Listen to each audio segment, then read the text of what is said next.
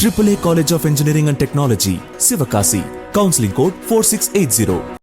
Aam Aadmi MP Swathi Maliwal தனது பதவியை ராஜினாமா செய்ய மறுத்ததால் அவர் மீது தாக்குதல் நடைபெற்றதாக அந்த கட்சியின் தரப்பில் கூறப்படுகிறது. இதன் பின்னணியை அலசுகிறது இந்த செய்தி தொகுப்பு.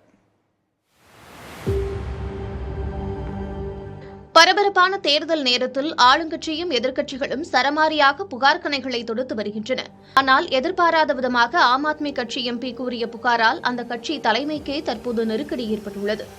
சிறையிலிருந்து வெளியே வந்துள்ள முதலமைச்சர் அரவிந்த் கெஜ்ரிவாலின் வீட்டிற்கு ஆம் ஆத்மி எம்பி ஸ்வாதி மாலிவால் சென்றபோது அவர் தாக்கப்பட்டுள்ளார்.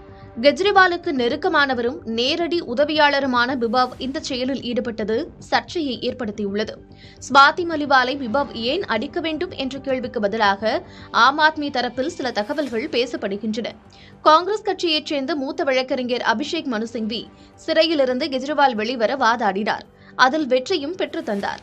இதற்கு கைமாறாக தன்னை மாநிலங்களவை உறுப்பினராக அபிஷேக் மனு சிங்வி கோரியதாகவும் இதற்கு கெஜ்ரிவால் சம்மதித்ததாகவும் கூறப்படுகிறது. அபிஷேக் மனு சிங்விக்கு வழிவிடும் விதமாக எம்பி பதவியிலிருந்து விலக ஸ்வாதி மாலிவாலை கட்சி தலைமை வலியுறுத்தியதாகவும் ஆம் ஆத்மி வட்டாரங்களில் பேசப்படுகிறது. பதவியை ராஜினாமா செய்ய மாலிவால் மறுத்ததால்தான் வாக்குவாதம் ஏற்பட்டு அவரை பிபவ் தாக்கியதுடன் ஒழுங்கீனமாக நடந்து கொண்டதாகவும் தகவல்கள் கசிந்துள்ளன. இதற்கிடையே அரவிந்த் கெஜ்ரிவால் கைது செய்யப்பட்ட போது அதை எதிர்த்து கட்சி எம்பிக்கள் பலர் கண்டனம் தெரிவிக்கவில்லை, போராட்டம் நடத்தவில்லை என்று ஆம் ஆத்மி தலைமை கடும் அதிருப்தியில் இருப்பதாகவும் கூறப்படுகிறது. இதனால் அவர்கள் பதவியிலிருந்து விலக அழுத்தம் தர ஆம் ஆத்மி தலைமை முடிவு செய்திருப்பதாகவும் தகவல்கள் வெளியாகியுள்ளன. புதிய தலைமுறைக்காக டெல்லியிலிருந்து செய்தியாளர் Ganapathi Subramanian. AAA College of Engineering and Technology, Sivakasi. Counseling code 4680.